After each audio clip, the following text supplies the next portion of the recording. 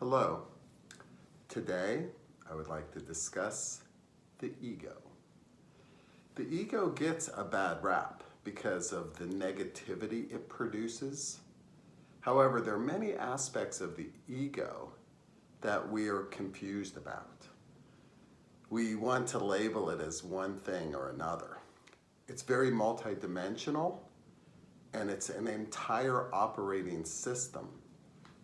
And it's been engulfed within our consciousness since when we were born today. And so society really feeds, develops, and nurtures the ego. And this is another reason why we're in trouble with a lot of things. The ego is three basic conditions. It's good.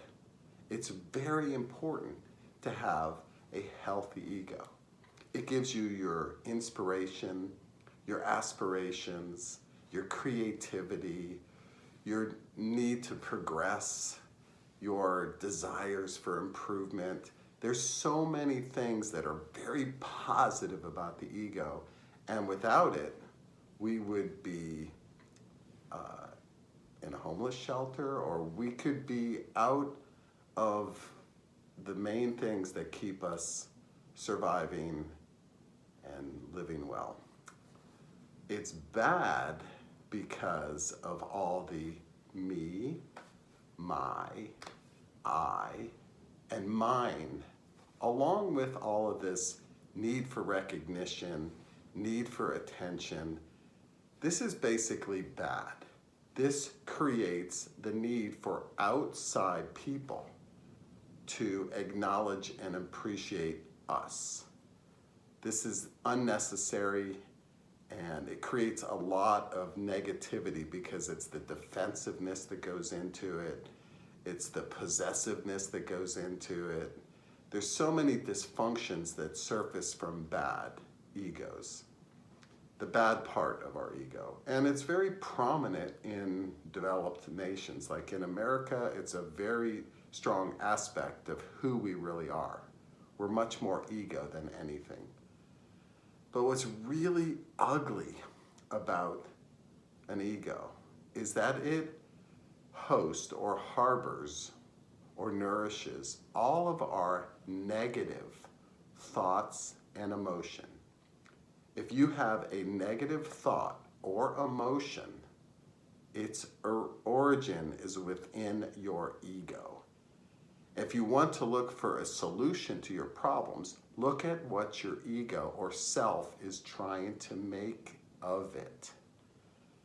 In addition, it creates all of our fears because a spirit lives in love and an ego lives in fear. So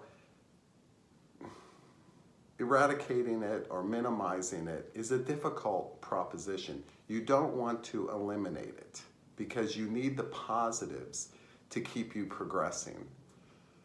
But the big objective is to work on the bad and ugly aspects of it. Work on not making things so much about yourself with others.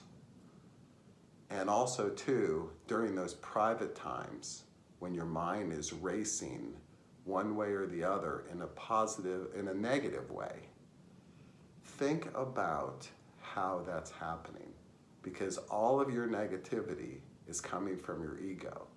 And once you can make this separation, then you're able to manage your difficulties, issues, or suffering that much easier.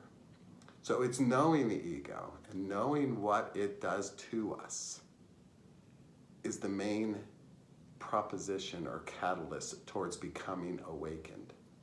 Because once we can hold the ego down a little bit, we have a wide open path to live life the way it was meant to live, in a spiritual way. Thank you very much.